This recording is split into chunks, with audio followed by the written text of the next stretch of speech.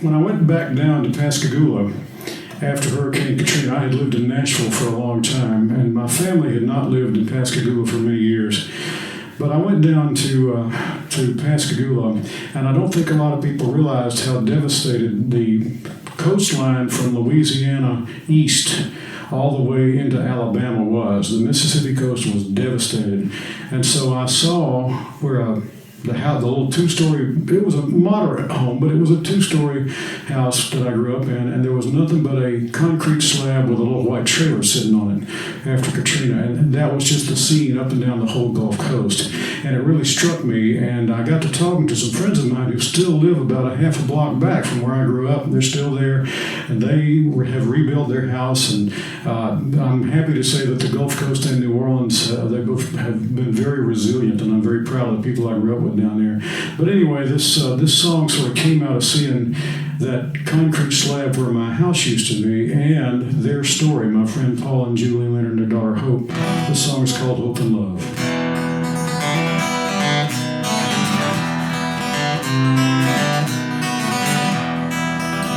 There's a little white trailer sitting where I used to live. The old hometown sure doesn't look the same.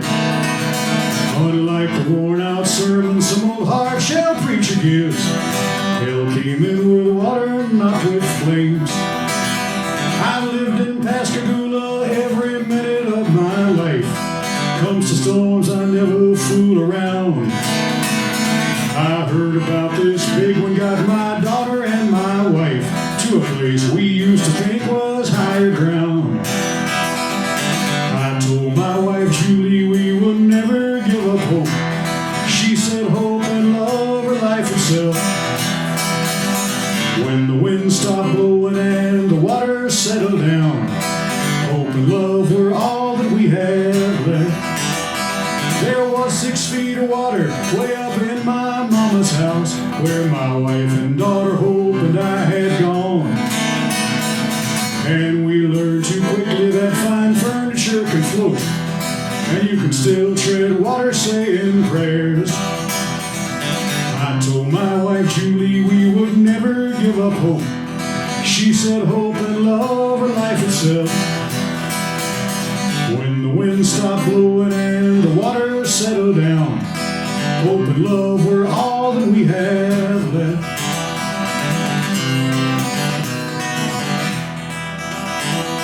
Since that awful time, we thank the Lord for what we have, and don't worry about whatever we may lack.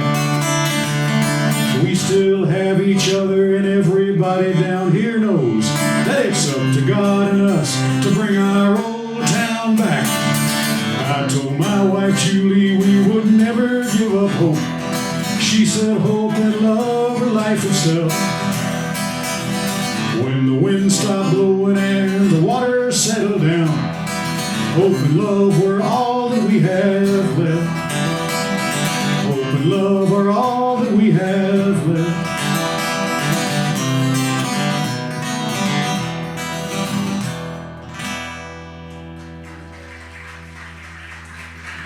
Thank you. I am very happy to say that the Gulf Coast and New Orleans really have come back strong after Katrina. Certain parts of it will never be the same, but that's the way it is in hurricane country. You just have to learn to live with it. Speaking of New Orleans, I have had the great opportunity to perform there over the years at a weekly poetry reading. And this all evolved because a friend of mine was a poet, a great poet, named Everett Maddox. And in the 1980s, he would invite me to come over when I still lived down there and come down after I moved to Tennessee to perform my original songs. And for me, as a songwriter, I never really thought of myself as a poet, but he saw something in these lyrics that I did not. So anyway, it meant a lot to me to be able to go sing my songs in the midst of these great New Orleans poets who were doing their poems, spoken word poems. So his name was Everett Maddox. Everett was interesting in many ways. He was a genius. His first published poem appeared in the New Yorker magazine. That's where he started. So he was considered to be the poet's poet, and he became a professor in the Northeast and he was from South Alabama, but he ended up in New Orleans for many years. While he was there, after working at a couple of colleges, teaching literature and English and so forth, he began to decline.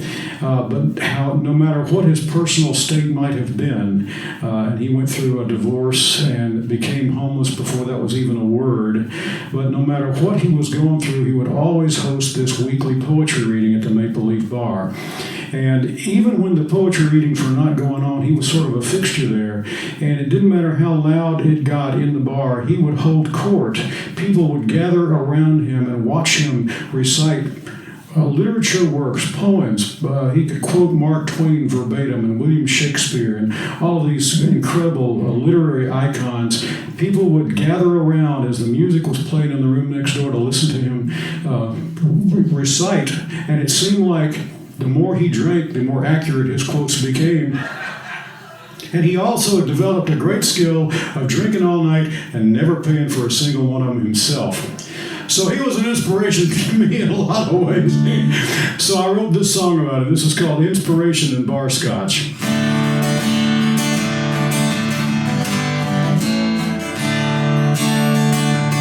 He could read for umpteen hours, summoning his powers to conjure up the syllables that kept us all enthralled.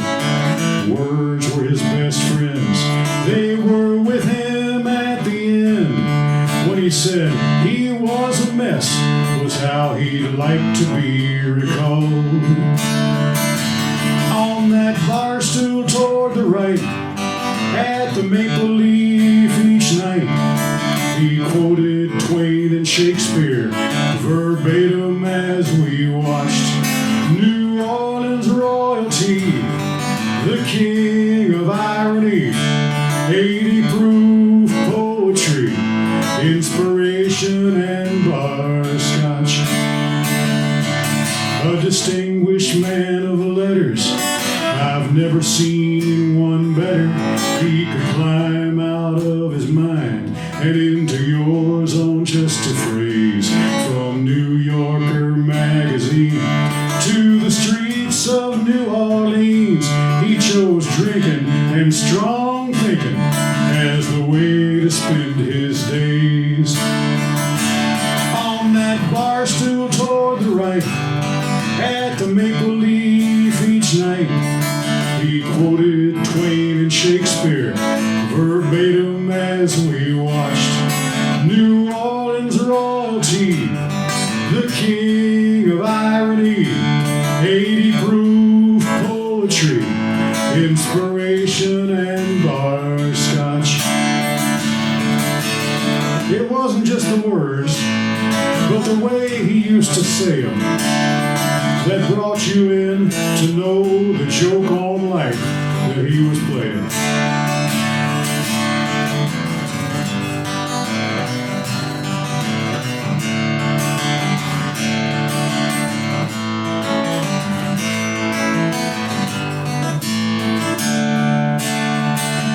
By the time I came to know him, the seeds that he'd been sowing had rooted deep and deadly and spread with kudzu haste.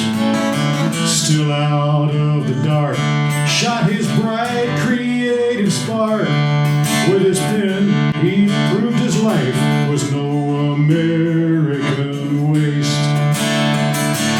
On that bar stool toward the right, at the Maple Leaf each night, he quoted Twain and Shakespeare verbatim as we watched New Orleans royalty, the king of irony, 80 proof poetry, inspiration and bar scotch. 80 proof poetry, inspiration and bar scotch.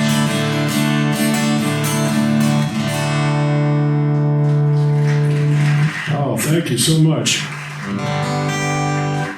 I'm wanted to play a song that Ever used to like to have me play, and this sort of showed the, and it shows the versatility of a lot of different people who are basically serious writers, but they have a wicked sense of humor. But of all the songs that I had written before Ever died, this was one of his favorites. And it came from watching also. This song was written in the late 1980s. Who remembers the phenomenon, the fashion phenomenon called the tube top? Well, I was struck by a songwriter in Nashville one time who was wearing one when she performed. And she wore it very well. And anyway, she got off stage and said, I don't know why nobody pays any attention to the lyrics of the songs. And I'm sorry. I said, we're distracted. Sorry about that. So I took that little incident and kind of took it from one end of the Mississippi to the other and back again. This is a little piece of poetry called the Midriff Mama Blues. She plays the old riffs and the new riffs, the jazz riffs and the blue riffs. Oh, how she makes that guitar talk. She plays the fast riffs and the slow riffs, the high riffs and the low riffs. But I like her mid-riff most of all. Well, I'm sitting here a-gawking while her guitar does her talking. She plays down low and then plays high above. That outfit she is wearing, her navel she is bearing, and I feel like I'm about to be in love. From Bourbon Street to Beale, well, she plays just how she feels, and you think you might be in New Orleans, Tennessee. They stand in a room, they give her up and down the river, from New Orleans up to Memphis, Tennessee. No ordinary picker, she's a red-hot blues kicker. When she plugs it in and finds herself a key.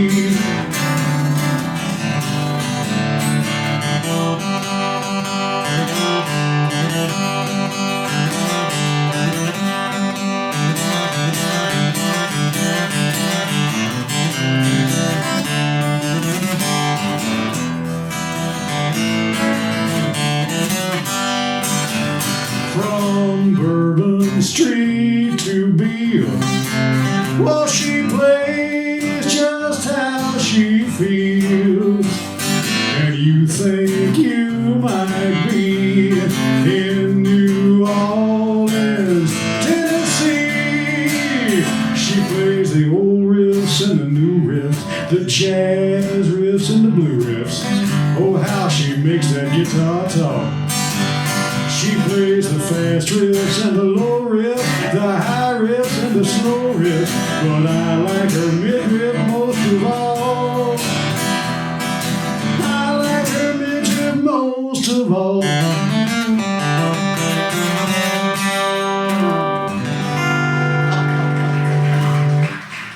You didn't know you were inviting such culture over here tonight, did you? All right. I should only follow that with a song about my grandmother. My parents were both born and raised in a little town called Louisville, Mississippi, which is kind of an upper east Mississippi. It's near Meridian, Starkville, Columbus, that part of the state.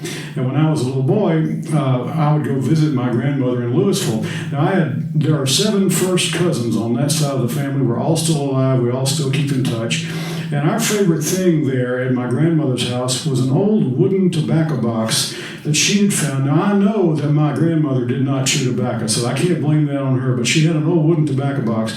In it, she kept thread spools with no thread on them anymore, keys that didn't fit any locks, watches that didn't run, buttons that were broken, 2 buttons that didn't match each other. I mean, it was just a hodgepodge of whatever she could throw in there.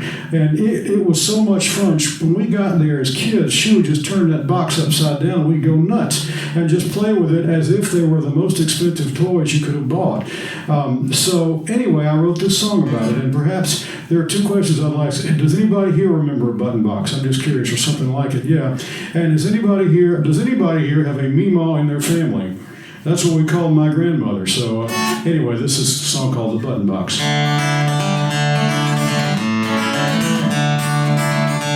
The old box held tobacco in the general store.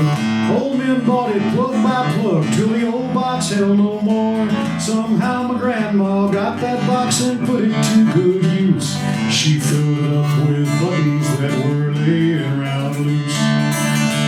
I called my grandma Meemaw and my cousins did too. And when we went to Meemaw's there was just one thing to do. We didn't need no tinker toys or fancy building blocks, but we would have a fit to get into that button box. It held 100 buttons and some keys that fit no locks. And how we used to love to play in that old button box. The old folks watched us entertain each other to no end. We'd play our little button games again and again, and then we'd start all over with the same old buttons too. We handled them with care as if they all were shiny new. It held 100 buttons and some keys that fit no locks. And how we used to love to play in that old button box.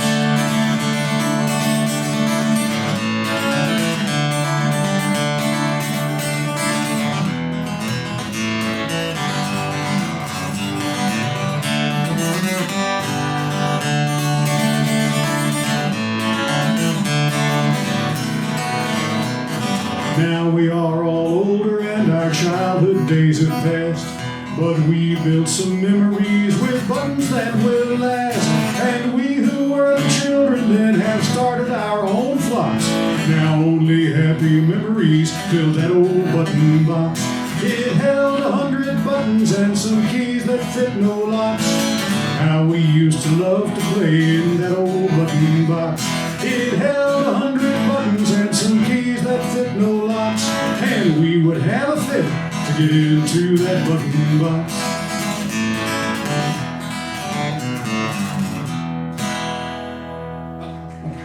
Thank you. My aunt, whose name was Aunt Dot, who lived to be 95 years old herself, she was our oldest aunt, and she gave me the button box, and I still have it. And it was a pretty big box, considering it held plugs of chewing tobacco. And to tell you how old it was, it's an old wooden the name of the tobacco is Bloodhound chewing tobacco, and the paper tax stamp is still on it for the whole box. The tax stamp on the entire box of tobacco was 15 cents. Yeah, so that box probably came from the 1940s or before. Never know. My Aunt Dot that I mentioned, she was a colorful character too. That's when you grow up in the South, as you all know, you meet colorful people, and I'm fortunate enough to be able to put some of those memories in song. But my Aunt Dot, she had some favorite expressions, like if she wanted to share a Coke with somebody, she'd say, "You want a piece of a Coke?" And she had funny things that would happen to her. She was shopping one time with my mother and my aunt and several other people. And so they went in this department store, and so there was a whole table full of purses.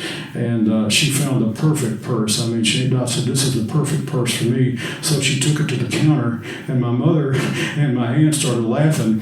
And she said, "What? This is the perfect purse, don't you think?" And they said, "Dot, you walked in here with that purse. That's the one that she had brought." So you meet colorful people growing up down here. But then I went to Michigan for a while, but I'm going to tell you something else. I was only there for 7 weeks. I had the great opportunity years ago to perform at Mackinac Island, Michigan. Have y'all been there? Yeah. It's a beautiful place, isn't it? Yes, and the thing is, though, I was there in August for a month performing at a resort, and then back in October, 3 weeks. Well, in October it snowed every week. It was too cold up there for me. And what I learned was that they cook for the lowest common denominator. There's no flavor in the food. I was there for 7 weeks. I grew up on the Gulf Coast with a lot of good seafood and so forth, and I've lived in Tennessee for many years with great barbecue and other things that I just love Southern cooking. Well, in Mackinac Island, Michigan, they cook for all these tourists, and they don't want to offend anybody, so there's not any flavor in any of the food. So my advice to you is if you go there, it's a beautiful place, all right, But bring your own Liam Perrin, your own Tabasco sauce, your own cayenne pepper. Anyway, when I was there, I got hungry and homesick and I wrote this song.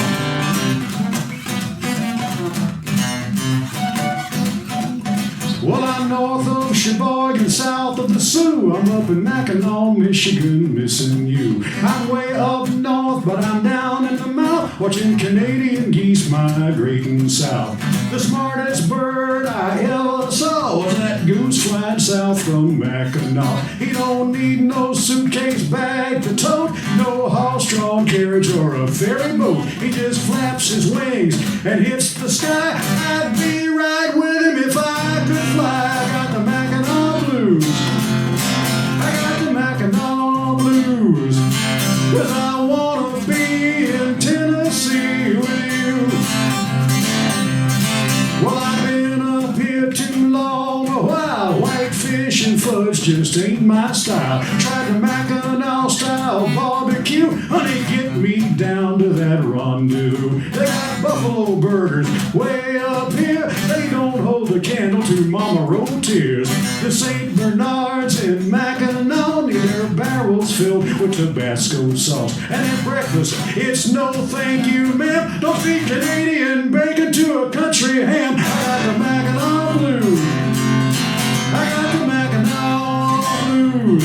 'Cause I wanna be in Tennessee with you.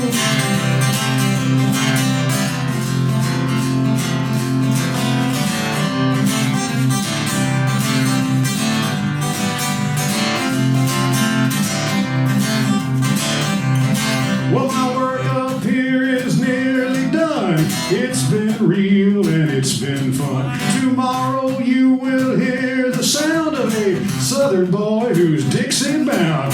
Set that racing timer clock. See how fast I run to that ferry dock. I'll catch the boat to the old UP. Then I'm heading south towards Tennessee.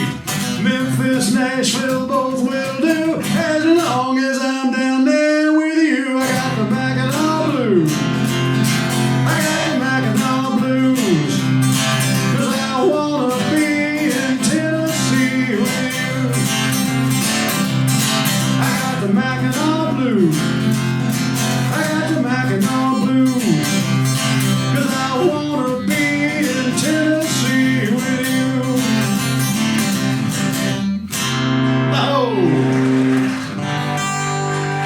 Oh, thank you.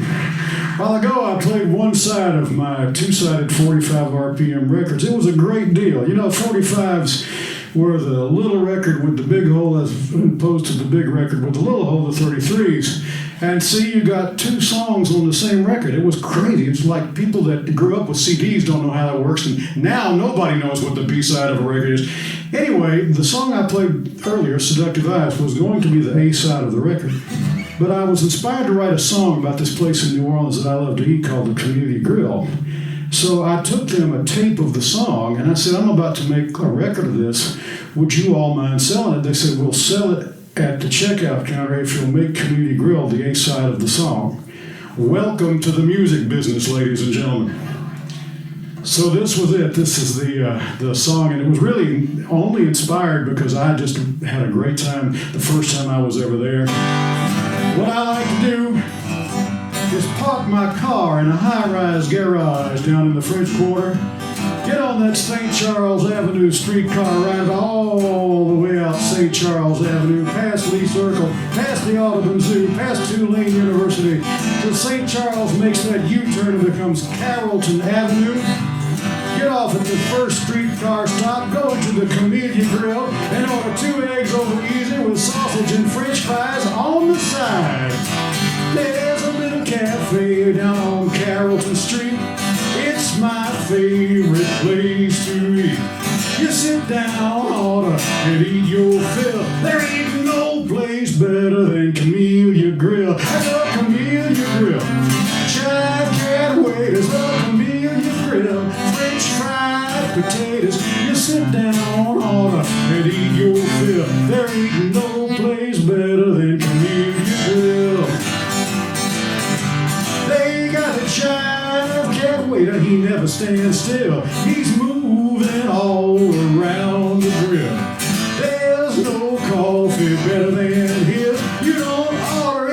just say I'll have it as is. At the Camellia Grill, chive getaways, the Camellia Grill, French fried potatoes. You sit down on and eat your fill. There ain't no place better than Camellia Grill.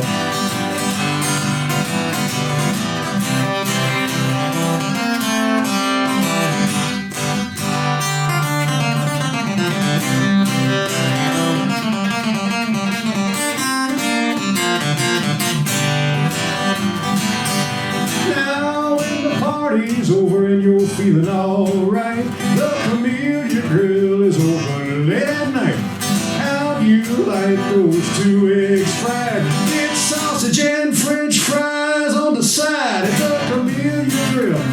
Jive getaway to the Camellia Grill. French fried potatoes.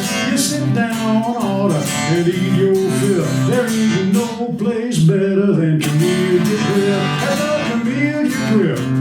Jive getaways, the Camellia Grill, French fried potatoes. You sit down on and eat your fill. There ain't no place better than Camellia Grill. There ain't no place better than Camellia Grill.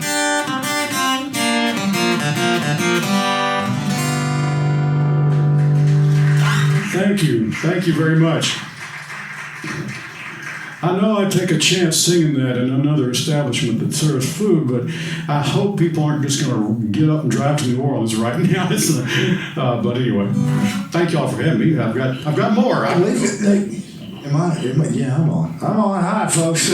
We're rounding out our 2 hours lesson. We probably got time for another song. All right. I'll be glad to do this one. Thank you Absolutely. all for being such a wonderful audience. Please give yourselves a hand.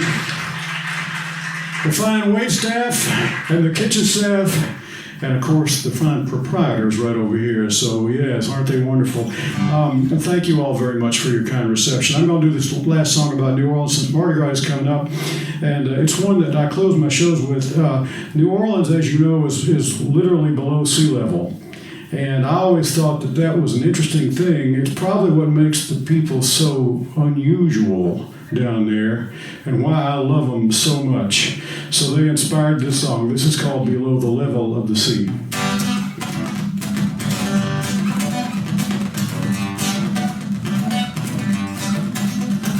The Maple Leaf bars down on Oak Street, that always seemed ironic to me, 'cause there ain't no Oak Leaf bar over on Maple. But I guess that's just the way it's meant to be. This is a crazy mixed up town. The dead are buried above the ground, and a funeral is a party, yes sirree. You may have lost a lifelong pal, but soon you're strutting down the canal, and you know we do it all below the level of the sea. Tennessee Williams used to live here. He rode that streetcar named Desire to Irony, 'cause there ain't no Louisiana Williams living up in Memphis. But I guess that's just the way it's meant to be. This really is a writer's town. You live your life and you write it down. Your story's sticky like the humidity. You're just living what you think, and it all comes out at the ink. And you know we do it all below the level of the sea.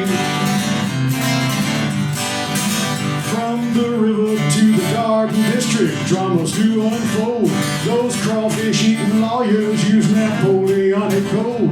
Well-bred New Orleans debutantes can stand you on your ear, just like those little Cajun girls raised on Dixie beer.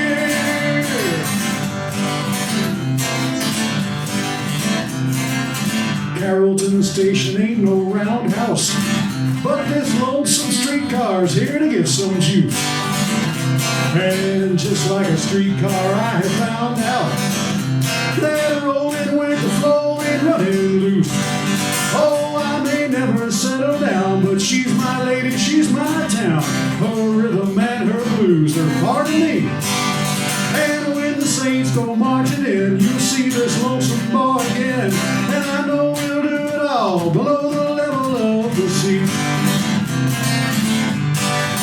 Oh, when the Saints go marching in, Said when the saints go marching in, I wanna be back down in New Orleans, 'cause those saints go marching in below the level of the sea. Thank y'all again very much. I really appreciate that.